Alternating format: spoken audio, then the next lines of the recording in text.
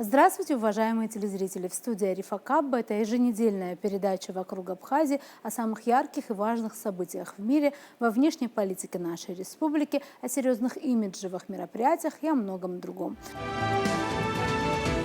18 июля делегация Республики Абхазия, возглавляемая министром иностранных дел Олегом Барциц, по приглашению президента Республики Никарагуа Даниэля Ортеги прибыла с официальным визитом в Республику Никарагуа для участия в торжественных мероприятиях, посвященных празднованию 46-й годовщины победы Сандинистской революции. В состав делегации вошли исполняющий заместителя министра иностранных дел Иракли Тужба и начальник департамента Латинской Америки, Азии и Азиатско-Тихоокеанского региона МИД Мадина Зухба, а также представители бизнес-сообщества Абхазии Борис Барциц, Симон Агрба и Аляс Хашба. В аэропорту Манагу абхазскую делегацию встречали советник президента Республики Никарагуа по вопросам инвестиций, торговли и международного сотрудничества Лауреано Ортега Мурилья, советник президента Республики Никарагуа по вопросам политики и международных отношений, заместитель министра иностранных дел Иван Лара, чрезвычайный и полномочный посол Республики Абхазия в Республике Никарагуа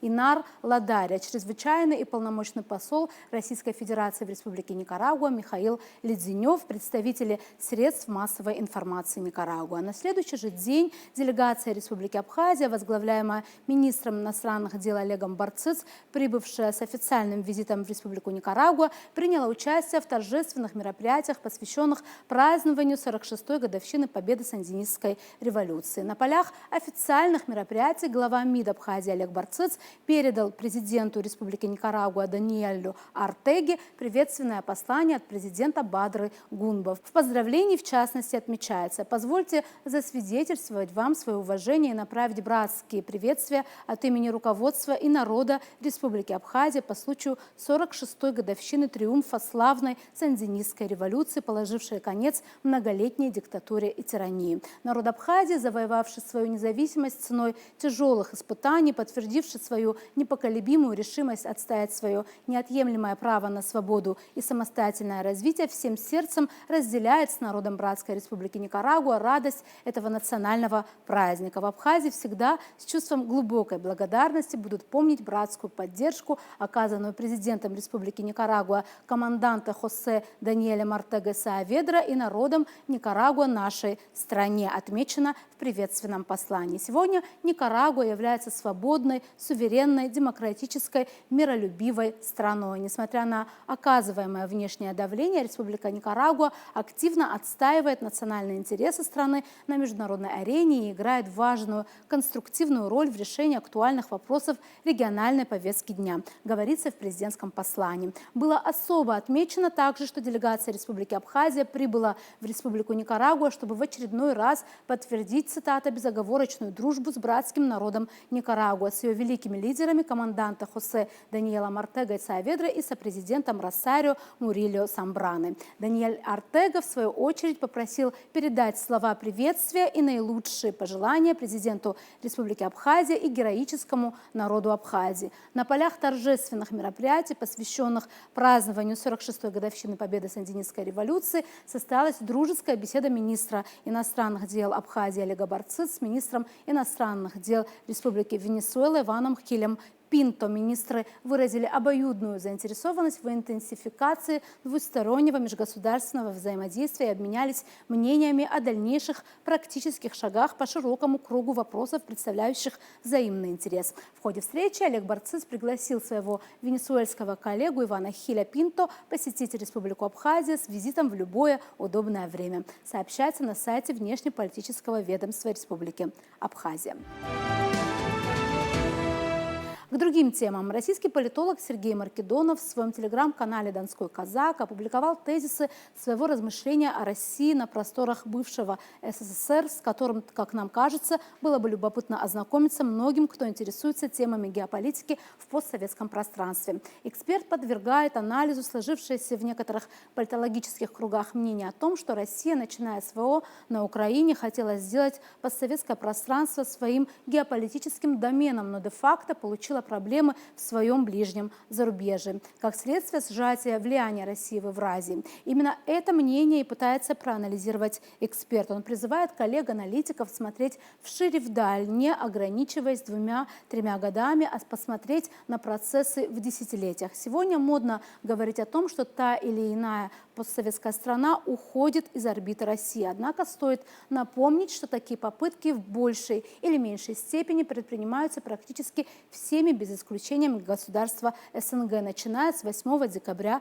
1991 года, пишет Маркедонов и задается множеством риторических вопросов. Цитата. «Или не было российско-азербайджанской заморозки в 1991-2001 годах, или Грузия, начиная с 1999 года, не стучала в двери НАТО, или Украина до 2014 года успешно ратифицировала договоренности по СНГ, или план Дмитрия Козака по федерализации Молдавии не провалили по инициативе Кишинева еще в 2003 году. Страны Центральной Азии открыто не поддержали Россию по СВО. Не напомните ли, они признали независимость Абхазии и Южной Осетии в 2008 году, вопрошает Маркедонов. Заметим, отмечает эксперт, все это имело место задолго до начала СВО, и проблема не в том, что, цитата, «наши бывшие братские республики все сплошь плохи и неблагодарны. У нас во многом разное целеполагание, и молодым государствам, не имеющим традиций собственной внешней политики, свойственны все огрехи и комплексы молодых наций и стремление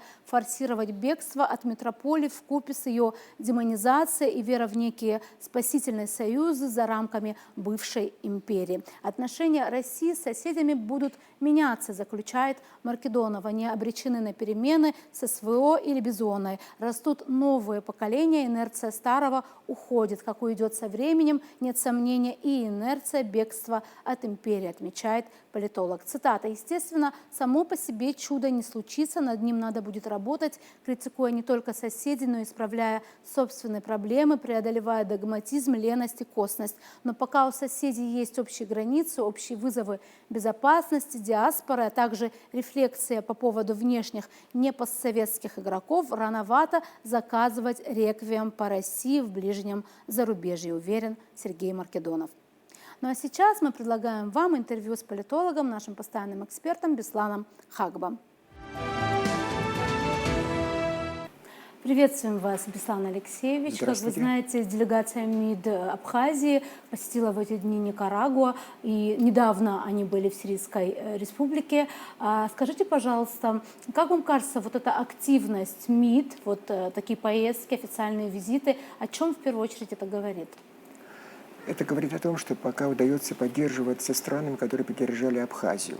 Потому что, учитывая, мы уже много говорили, что частичность признаний дает широкую международную деятельность Абхазии.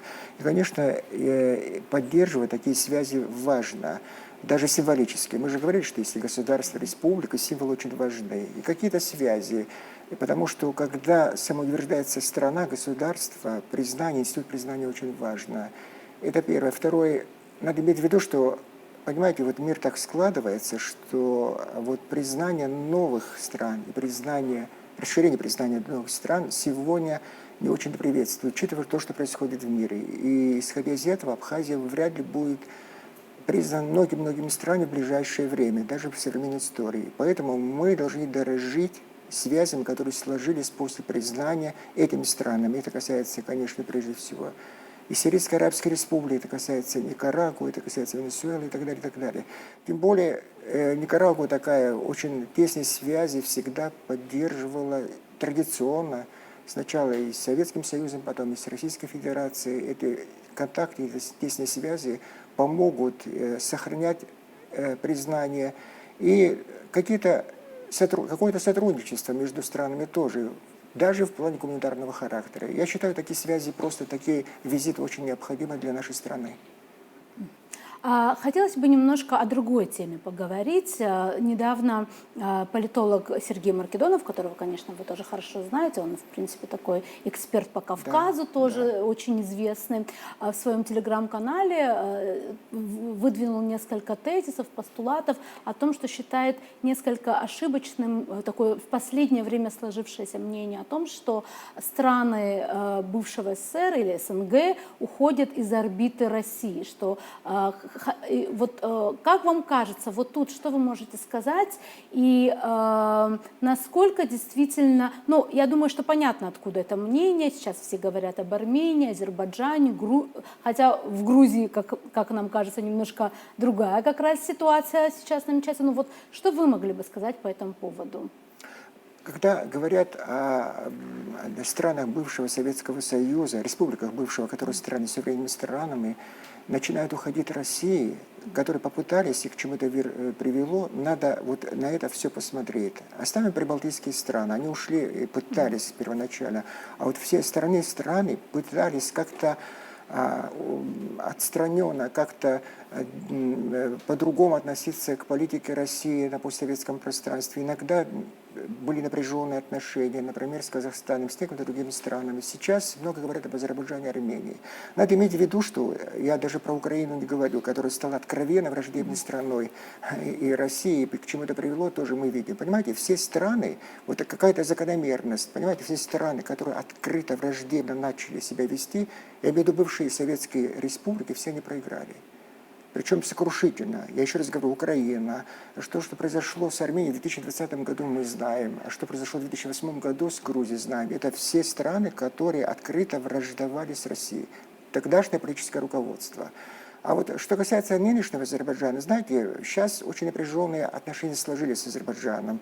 Много событий, которые привело к этому, мы об этом говорили. Но все-таки, знаете, вот здесь много говорят о переориентации, тесных связях с Турцией, всегда были тесные связи, о некоторых вот событиях, которые может привести к каким-то враждебным шагам, откровенно враждебным шагам по отношению к России. Но я этому не верю.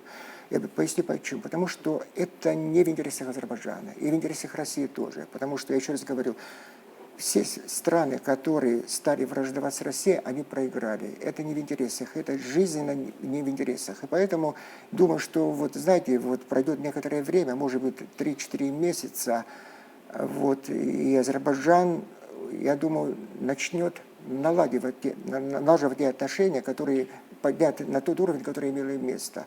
Но надо иметь в виду еще вот что. Знаете, вот в связи с Украиной, некоторые двойственные отношения бывших советских республик, которые стали суверенными странами. Знаете, некоторые так относятся очень негативно, некоторые тайно и даже иногда помогают, поддерживают публично. Понимаете, это тоже какое-то неприязное отношение может сложиться между этими странами. Потому из всего этого, если Россия выйдет, я уверен, что эти страны опять повернутся к России. И почему? Россия великая держава. Вы знаете, всегда в таких событиях играет фактор геополитики. Понимаете, и потому важно сохранять хорошие отношения с великой страной, тем более, которая находится очень близко, а Южный Кавказ всегда была в интересах, всегда будет в очень таких приоритетных интересах Российской Федерации. Я думаю, что, понимаете, какие-то события произойдут с этими странами в ближайшие 2-3 месяца, я думаю, что какие-то нормальные отношения все-таки будут установлены. Ну, вы знаете, в этих постулатах Маркедонов также коснулся интересного такого тезиса о том, что фактором того, что эти вот все страны, которые он перечисляет, это вот страны СНГ, и являются фактором того, что они как будто бы уходят из поля влияния России, является и то, что они не признали независимость Абхазии и Южной Осетии, говорит он. То есть это такой интересный, по крайней мере, тезис, что прямо связывает не поддержку тут, вот, например, тоже, скажем так, мнение о России, когда эти страны не признают нашу независимость. Вот такое, по крайней мере, от большого эксперта, политолога я еще не слышала. Вот как вам кажется? Вы знаете, когда складываются какие-то интеграционные связи, союзнические связи, например, ДКБ, например, и другие евразийские союзы, которые сложились между некоторыми бывшими союзными республиками России, обычно так принято. Если какая-то большая страна приняла какие-то политические решения, например, признание другой страны, как-то солидарно признают и другие страны. Это часто происходит. Например, вспомню даже Косово, как признавали страны Западной Европы и другие страны. Более 80 стран, которые признали. Но по отношению к Абхазии и Южной Осетии этого не произошло. И попытаюсь пояснить. Понимаете, у этих стран, например, возьмем Азербайджан, например, Армению, у них свои... например. И Белоруссия тоже. Кстати, что касается Беларуси, сам президент Александр Лукашенко открыто говорил, и много раз говорил, мы признаем Абхазию, если Россия понесет ущерб, который получит от признания наша страна Беларусь. Это говорил, когда после 2008 года. И после этого много раз заявлений было, что мы в эти дела не лезем, то есть в отношении Абхазии и Грузии. Я думаю, что касается союзнических отношений Белоруссия, Россия, если они союзные страны, Белоруссия должна признать суверенитет Абхазии и Южной Осетии. Знаете, тоже такое осторожное отношение руководства Беларуси и президента Лукашенко. Потому что все, наверное, считает, что все-таки это не время, это понесет какой-то урон имиджу.